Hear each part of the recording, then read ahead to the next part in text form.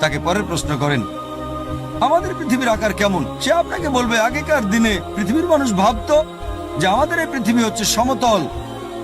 এরপর 1579 সালে sir Francis Drake জাহাজে পুরো পৃথিবী ঘুরে এসে প্রমাণ করলেন যে পৃথিবী বর্তুলাকার।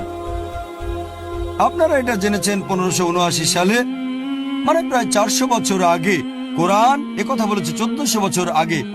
পবিত্র কোরআন বলছে সূরা নাজিয়াত অধ্যায় নম্বর 79 আয়াত নম্বর 30, والأرض بعد ذلك دحاها।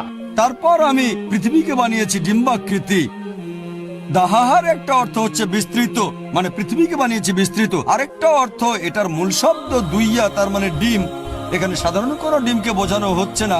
এখন আমরা জানি যে পৃথিবী বলের মতো গোলাকার নয়, এটা পূর্বে আর পশ্চিমে চাপা।